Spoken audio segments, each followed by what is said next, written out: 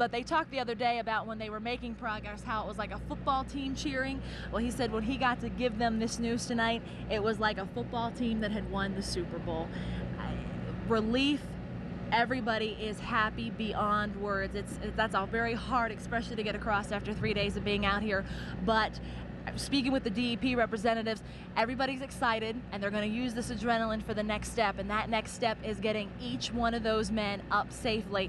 And Secretary Hess said it best. He said, we're celebrating now, but the true celebration comes when 9 men are above ground, all 9 the rescue workers are above ground, and that's the next step. It sure is, and a great story is just getting started. This is just the beginning. We talked about how this story had its ups and downs. We're at the up right now and can only go up higher. Yeah, when hopefully it's going to be difficult to get media people to the site. They're worried about the integrity of this hole, that they don't want to disturb the ground. We have a lot of heavy equipment. Gosh, we'd really like to show you live pictures when these folks are coming up. We don't know if that's possible yet. All those kind of things are just in the works. So this drama still is going to play out. There's still going to be some powerful television, some powerful emotions that are going to be coming out over the next few hours. I spoke with John Weir a little bit about that. The family has been off limited to the media, and you can understand that if you would put yourself in the family's shoes. And he wants to okay everything through the family still. I mean, they're on an emotional roller coaster just like all of us are, and he wants to make sure that they're ready for this. They're ready for that next step, and he wants to get them in contact with the people first and go from there. But Governor Schweiker's face, the cheers, the media cheers that went up in there, amazing. It's going to be a night that I think anybody involved with this rescue mission, from down at the mine shaft to the fire hall to here, is never going to forget. It's one of those stories you'll never forget. Just like Flight 93, 2 of the highlights of television news coverage in this 2 of the biggest stories that we've covered in a very, very, very long time. Governor Schweiker also touched on that this evening. Flight 93. Immediately when we happened, there was nobody to save. We knew that it was a sad story and there was nowhere to go, but being supportive of the family victims. Tonight, it was 9 for 9. They looked each other in the eye down in the mine shaft and said, we are bringing all 9 men up. And that was the hope and the optimism, and that made that story a little bit different because there was that focus of bringing those 9 men up the entire time. And that's what they did, Chuck. That is what they did. A great night. It's going to be interesting to see what the celebration is like across Somerset County, Pennsylvania, and the nation tonight. The nation is celebrating full force, and we're going to be a part of that celebration. As many of you know, all of the media outlets have been out here for 3 days and riding the ups and downs as well, and very little sleep. And this adrenaline rush will keep us through the next 9 hours till they get those men out. Yes, it will, and we'll bring all those developments to you as they happen. So reporting live from Somerset County, Chuck Farrell, Amy Markle. Jen, back to you. All right, Chuck, Amy, thank you. Of course, we will keep going to Chuck and Amy with recovery rescue efforts as that information becomes available. Thank you so much for joining us, and stay with TV 10 and CBS for the latest information on the mining accident.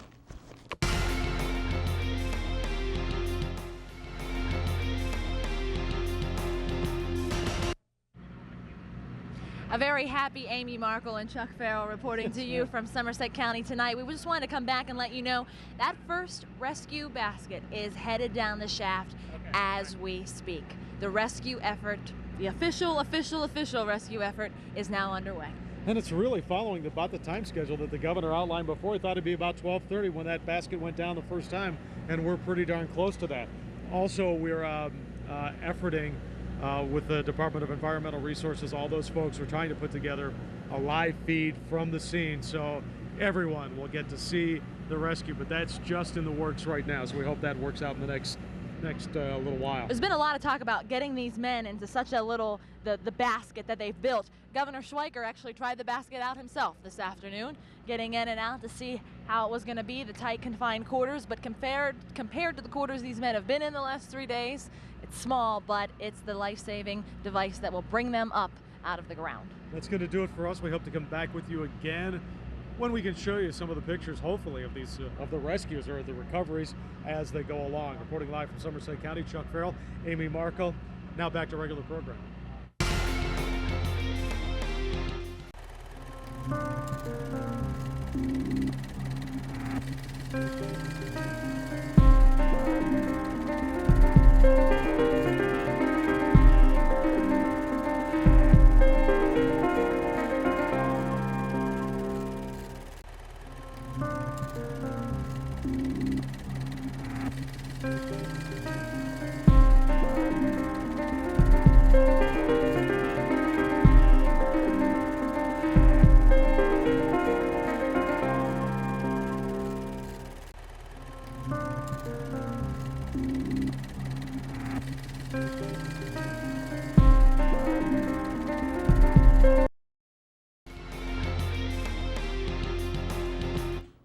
Good morning again. I'm Jennifer Goodwin with this 10 News special report.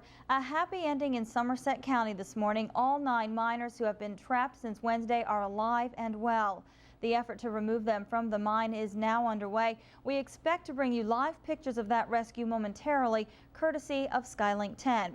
First, a reporter at the scene has just interviewed a family member of one of the miners. Let's listen. He told you one thing, which was keep your butt out of the mines, right? Yeah, he did. It's a very dangerous job, and he did it for approximately 19 years. And he was very skeptic about things going to happen. He wasn't sure they were going to pull through. Did he feel like these guys had a shot? Not really. He thought they were in pretty deep trouble at the time. See, that's the thing. I mean, I think we all, didn't we, in the back of our minds say, these guys, you know, we hope, but, you know, who you thought? I said all along that they were alive. I knew they were alive. Well, how were you so doggone smart? No, yeah, exactly. No, I just felt when we got here with the canteen truck, we come from Greensburg, and we got here, and I just, with the feeling in that, and the Lord's help, that he was going to be here, and he was the 10th person, and he was going to pull them through. Unbelievable. You know, have you ever seen anything quite like it? Never. This is the first time. Very exciting. This is coal country. You got miners all around you, and oh, somebody's calling you to give you the latest something there. But you know, when something like this happens, odds are not in the greatest in the world, right? That's right. I had an uncle who was killed in mines years ago. My family's coal people. Didn't look good. But miracles happen, like I said before. How does anybody account for this? Can you account for it in any way? Not really. I take that as a no. I take that as a no. Well, I appreciate you sharing with us. I really do. It's been quite a night, hasn't it? Obviously good news for the families and friends this morning. Governor Mark Schweiker, who has been in Somerset County throughout this ordeal, delivered the good news a short time ago during a news conference. Here's some of what he had to say. We hightailed it out of that drill site and went on up to the fire company and said, in, I'm sure, ways that they'll never forget, that all 9 are alive. And we believe that all 9 are in pretty good shape. And the families now know that. So, again, the effort to free the 9 miners from underground is underway in Somerset County. We hope to bring you live pictures courtesy of Skylink 10 shortly. Stay with 10 News for continuing coverage. I'm Jennifer Goodwin. Again, we'll see you shortly. This time of the year, severe weather like this can happen anytime. Nobody has a more accurate local forecast for your town than the Storm Tracker 10 weather team. When severe weather is headed for your neighborhood, Pinpoint Doppler radar can track the storm sooner, alerting you immediately of severe weather. And the likelihood is that we are going to see at least some thunderstorms throughout our region tomorrow. Weather for where you live. Storm Tracker 10, live, local, late breaking.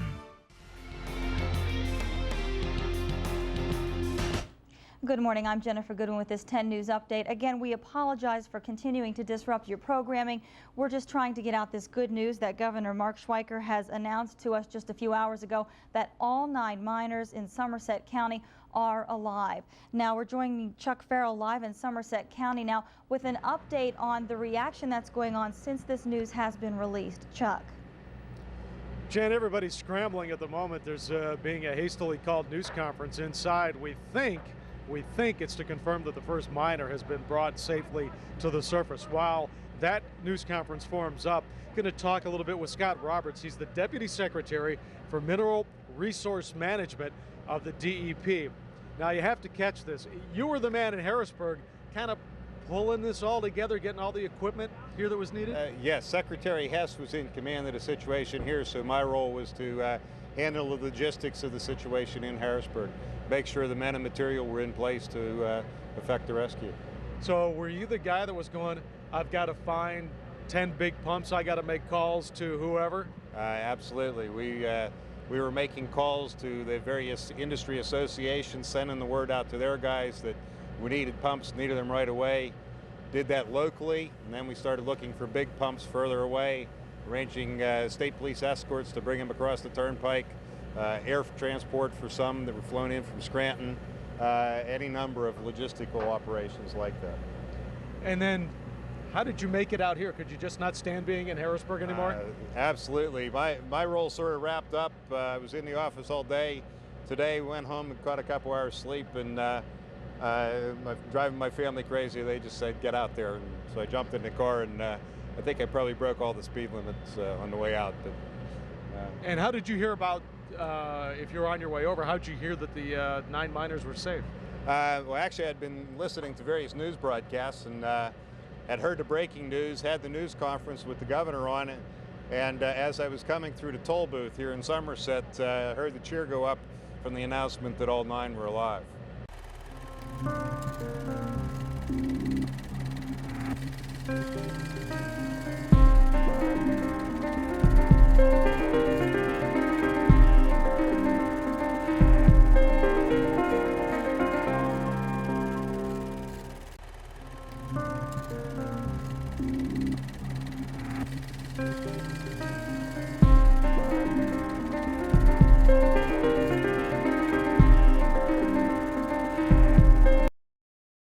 I think you'll have to correct me on this quote. The quote, I believe, that they used when they first talked to the surface was, "You got 9 miners, we want to get the hell out of here and get some chew," I think is what I heard. Well, I don't know if that's what they said, but you know, knowing coal miners and knowing people from Somerset County, that wouldn't surprise me if that's what they said. Now, the governor's always talked about, and we don't want to put him on the spot and say the number he gave us was wrong, but he talked about just probably $5-6 million worth of equipment that it took to pull off this operation. I would have no idea what the cost of it was. You know, we got the decompression chambers from the Navy. Those are very expensive pieces of equipment. They came along with about 50 operators and medical personnel. You know, we had a 250 kilowatt generator that we got from the Army Corps of Engineers that was delivered to the site, as well as pumps that came up from Texas, pumps from some of the anthracite coal industry, big submersible pumps that were put down in the dewatering boreholes in the mains of the mine yesterday afternoon. Scott, thanks very much for joining us. We want to go inside now and find out what this press conference is about. We think to announce that the first miner has been brought up. Amy Markle's inside. Amy?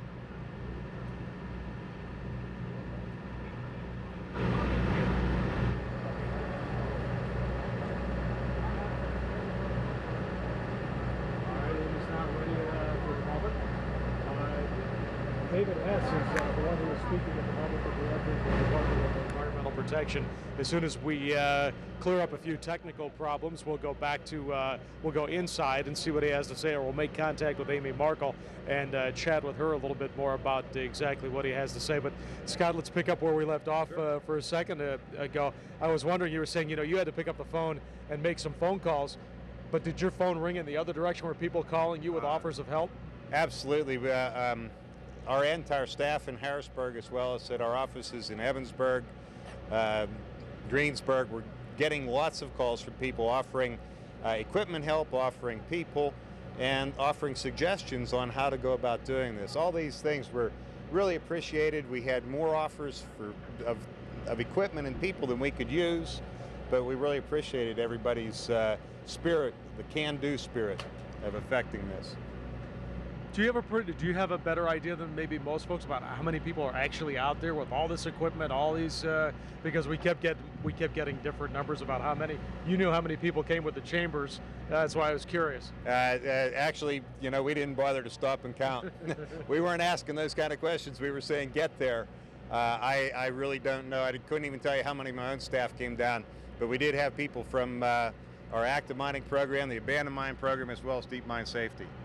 Scott, thank you very much. You're I want to welcome. bring in Amy Markle here real quick. Amy, you were inside. What'd you learn? 43-year-old Randy Ungle is the first man out. He is above ground at this time. Secretary Hess is confirming that inside at this minute.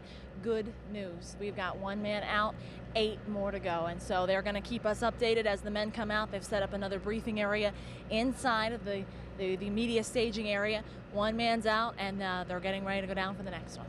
Terrific. Thanks, Amy. Thanks, Scott. Once again, we appreciate you taking a couple of seconds out to talk with us. That's where things stand right now. The first miner above ground. We'll see what kind of condition he's in. Report that to you very shortly. Reporting live from Somerset County, Chuck Farrell, 12 News. Let's go back to regular programming. All right, Chuck, thank you. Again, officials can't estimate how long it will take to retrieve all of the miners, but as you heard Amy Markle say, one is already above ground and they're already underway at trying to recover the second miner. Of course, when they do, we'll break in live and let you know who it is and how he's doing. We now return to regular programming.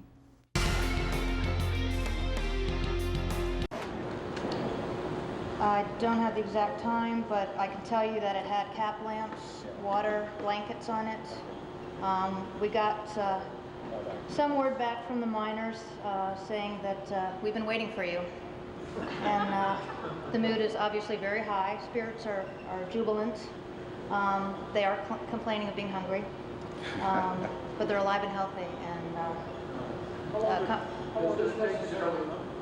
it took about 10 minutes for them to drop it. That's great. How long is that?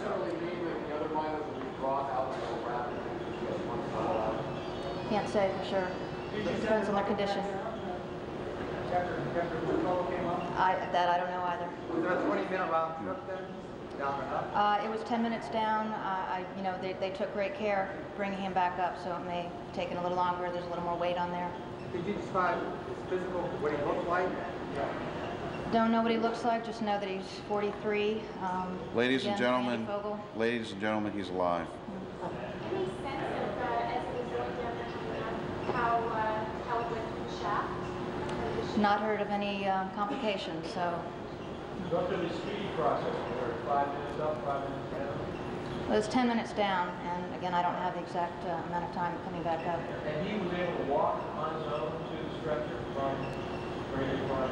That I don't know as well. Again, he was complaining of chest pains. He may have had required assistance, but they've, you know, taken him for treatment. And One other, we will provide you some basic information. Obviously, we don't have all the details there. One thing, we do have a pool reporter up there, but one thing we are arranging for in the very near future is a live feed from the site so we can all watch it, and also the families can watch it up at the firehouse. Based on this one, do you have any sense of how long?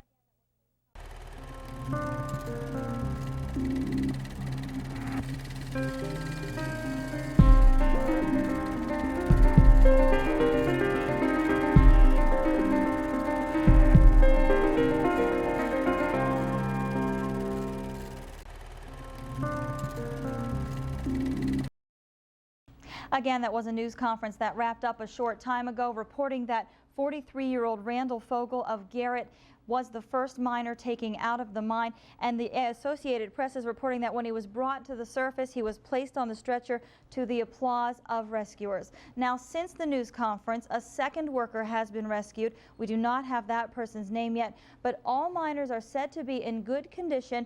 One is complaining of heart stress. Hospitals are standing by to treat the miners. Okay, we're now getting the name of the second person. His name was Harry, and his last name again, Mayhew.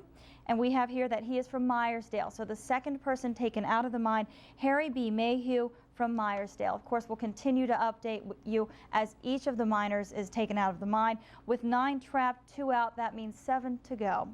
We'll have continuing coverage throughout the night. I'm Jennifer Goodwin.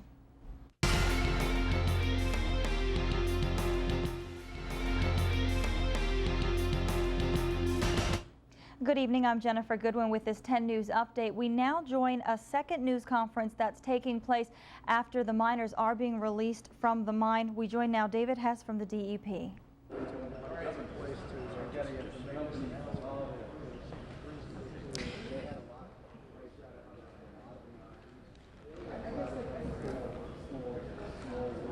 Number 3 is out. Name, Tom Foy, F like Frank, O-Y. Age 52. Are they coming out this quickly, or are you just getting the information? Both. 1:30. So we're averaging every 15 minutes, 1:15, 1:30 so far. 15 minutes, so it's 7.5 minutes. Harry Knight came out one time. It takes a little time to load them up. Harry Knight came out at one time. The second one came out at 1:15. 1:18. You know anything about the boy's condition, how he was when he came out? No, the same situation, came out, put on a stretcher, and taken to triage. Assume that it is the sick, the ones in the weakest condition that are coming out first. That would be a safe assumption. We definitely know the first one had some medical conditions. Is this the second or third one? Third. Can you his name again, please? Tom Foy, F-O-Y. Can you walk us through what has happened to each individual as soon as they come out of that escape cabin? As soon as they come out, they are immediately put on a stretcher and taken to the tents where the medical triage is. At that point, the medical folks will do the preliminary determinations to decide where they need to go from here. Have any of the three been transported anywhere else yet? To my knowledge, nobody has been transported yet. We're seeing cool pictures now. Good. Now this is not the third one. That's it. Thank you very much. Obviously, the news conference is getting a little shorter with less news to share, but now on a more positive note, a more upbeat note, the miners being rescued from the mine shaft and brought to the surface. Now, the Associated Press is reporting when they are being brought to the surface and placed on the stretcher. Rescuers are applauding. They're the only ones out there right now because the media and family, they don't want people there to jeopardize any of the rescue efforts going on. We do have the names for you. The first gentleman pulled out of the mine shaft was 43-year-old Randall Fogel, and he is from Garrett. He was pulled out at about 1 a.m. Now, you just heard that lady from the DEP say they're averaging one about every 15 minutes. So then at 1:15, the second person pulled from the mine shaft was Harry B. Mayhew of Myersdale, and the third person, which we just heard at this news conference at 1:30 removed from the mine, is 52-year-old Tom Foy of Berlin. So far those three gentlemen removed, and if it continues this way with no disasters of any sort, we would assume that all would be continued to pulled out every 15 minutes. So far they're being put on a stretcher and treated. The only person who we've heard anything about so far is 43-year-old Randall Fogel of Garrett, and that he has complained of some medical conditions. So far we haven't heard that anything is serious though, or even as bad as it could have possibly been after the conditions they were in down there. This is the news that relatives and family have been waiting 3 days to hear, and as you know, all 9 miners are alive. 3 so far taken to the surface, which means now 6 to go. And it looks like all of them should be up by morning. We'll continue to follow this story for you and bring you the latest developments as they become available. We now return back to our normal programming.